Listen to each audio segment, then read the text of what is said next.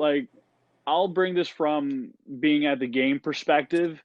Over the past several seasons, you always heard people yell "shoot" on the power play at the home games. Not sure if you noticed that from the Canadian perspective, but to me, I can see players moving the puck a little bit more quickly and shooting more effectively.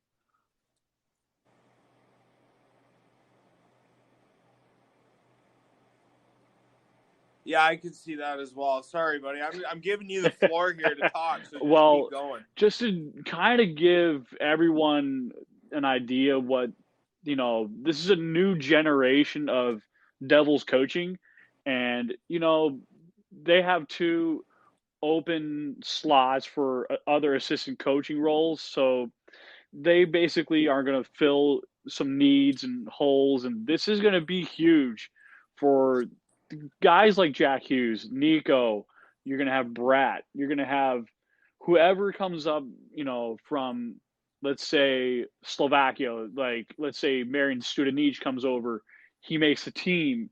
You want to have, these younger players per se to learn on the not just on the fly, but on their time off from, Coach Recchi and head coach Lindy Ruff and learn how to gain the structure, execute it properly, and always have a form of constructive criticism. And, the past several seasons, the power play, it's been okay, but then it's really become stagnant. And that's when it really just got sour. And penalty killers are more like, I agree with what Randy Miller said.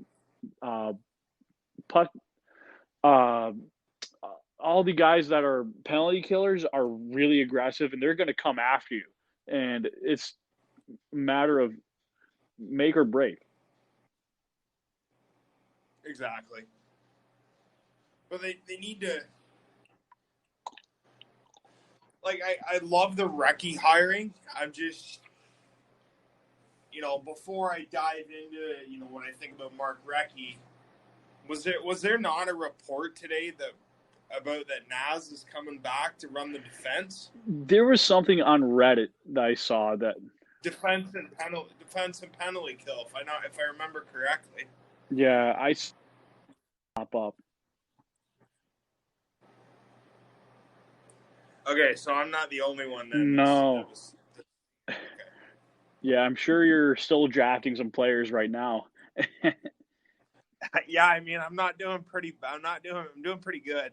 uh, so Devils insiders were quoted saying by way of Randy Miller, the guy who I just read, Nasreddine will be back. Greer and Kowalski won't return behind the bench. This was 5 hours ago. Okay, so Naz is still in the consideration then. Yeah. I mean, the penalty kill wasn't really that bad with him. So, like, I don't, it's, I don't know. I'm up and down how I feel about Elaine Nasreddine, but I think Sergei Gonchar might have been a better hire there. But what do you do? So, or Chris Taylor or somebody like that. But I think the Devils are they're going with the familiarity. Nasreddine knows the defense. He knows the room. They don't want to bring guys into, Yeah, they don't want to disrupt that are unfamiliar sort of with what they're trying to preach and whatnot there for players, right? So it's, and I believe a lot of players probably chimed in, telling Fitzgerald and Coach Ruff, like, hey, I have a rapport with this person and that person, and this does lead on to, trade rumors and free agent hirings, and you just never know. right. But I'm more interested in seeing how this will turn things around because it is rumored that the season's going to start up December 1st, which is my sister Jill's birthday. So I'm gonna politely interrupt you there and tell you that rumor you've heard is absolutely wrong. Because I've been talking to the I ticket reps. I've heard. Yep, I have heard that December 1st is less likely as we speak. You never know; they could change the So that, dates. yeah, they could. So, but you never know, right? It's a 50-50. But I digress. It could be in the second or third week of December for all I could care, or they could move it to January 1st. Yeah, that's yeah, they can do that too, right? Yeah, you'd if there's some way that you have a bowl game, which I doubt, you wouldn't have it, and it would just be the NHL gets all its winter love that it needs, and you'd have more eyeballs watching while everyone can't really travel because of restrictions. So it makes a good thing for Devils hockey and everything else.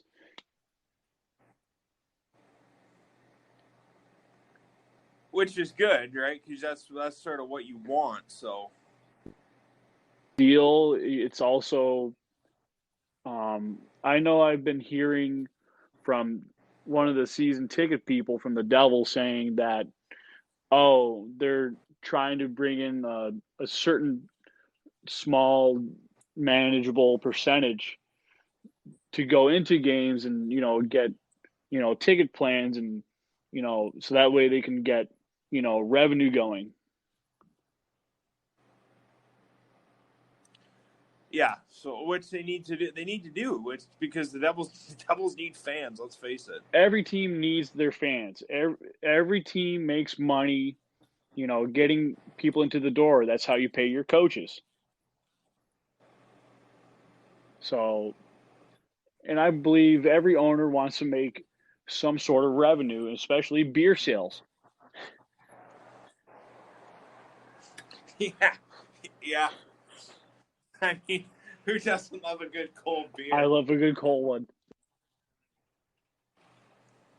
So do I. I mean, who doesn't love a nice cold beer? I know I do.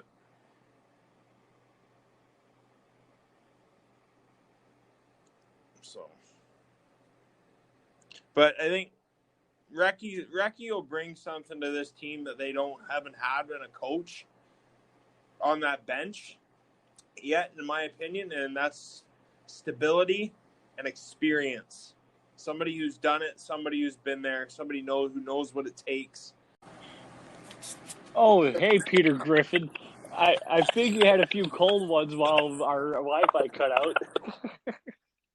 Yeah, Loris.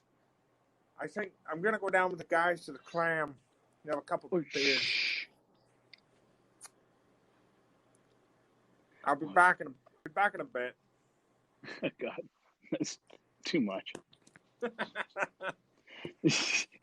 Loris, Loris. So Oh God. yeah, so we were talking about revenue sales, and then we get to Peter Griffin. How off topic does that go? Really though.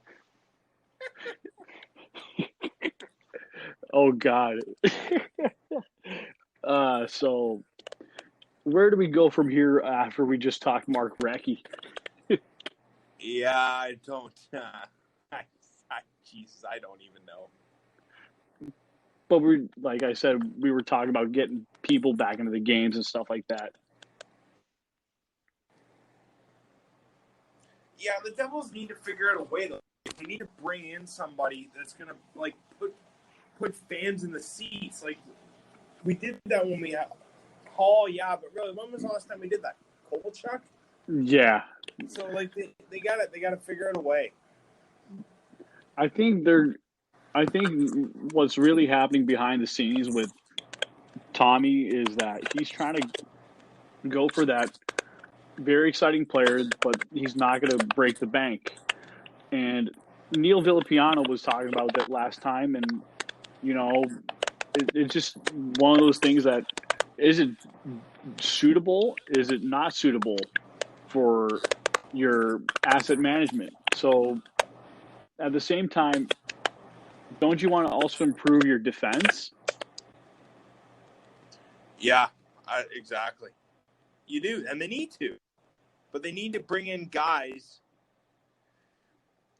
that are going to be big, physical, have playmaking ability as well. You know what? So, I mean, there's guys out there. It's just all about it's up to Fitzgerald to find them. I know Severson's been mentioned in trade rumors, and it's been heating up. I can see him still staying on the team for maybe half or another season, if you can look at it that way. But he could be someone very useful on Mark Recchi's power play. Oh, Damon Severson? Yeah. I He don't whips know. the puck. Where do you stand on Damon Severson? Like, I are say, you in the boat where they need to keep him because they don't have anything on the back end besides PK Subban? And well, you have rookies coming in with Ty Smith, but you don't know how he's going to be next year in the NHL. So what do you do? what I would say is take a look at Matt Dumba on the right side, look at Travis Dermott on the left side, and see if you can acquire any of those two pieces. And if you can get one of those two, or maybe Darnell Nurse, the Devils could, make like bandits if they make the right package and they don't break the bank, especially with the cap hit. Yeah, it's going to be all about the cap hit. Like, would you keep Severson going into next? I wouldn't trade him right away.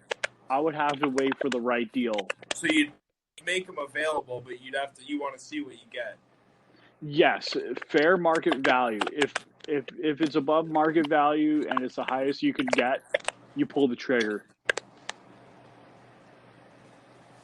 Yeah, I agree. I agree with that. I think you have to see what's out there. You're not doing your job if you don't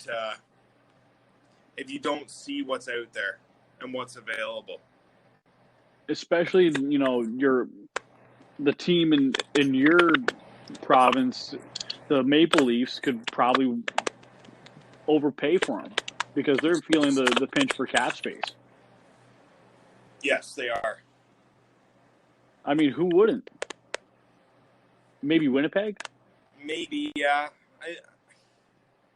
The whole prediction here that Alex gave us here, I think it was the last podcast, is I thought there was going to be a trade in September. I'm sort of, now that the draft has got pushed back to the 6th and 7th of October on a Tuesday, which, by the way, before I get into what I'm about to talk about, I would like to point out how absolutely stupid that is. Why are you making the draft on a Tuesday night and a Wednesday night when it was always been a Friday night and a Saturday, like during the day weekend thing? I used to always look forward to that on a Friday and a Saturday because I knew what I was doing. I know what I'm doing that weekend. I'm watching the draft. So, I mean, yeah, I'm actually off those days, so it's like I'd be examining what's going on days 1 and 2. yeah, I'm in the same boat, but I mean, is it really worth like having the draft that day on a Tuesday? Like, I don't know. My senses are just telling me that because it's a weird year and a lot of people are already at home or on their mobile devices and they can watch NBC in the US on their phones, that they can watch the NHL draft, from basically anywhere.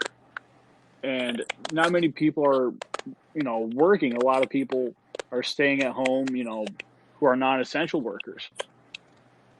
So I think they see the market and eyeballs watching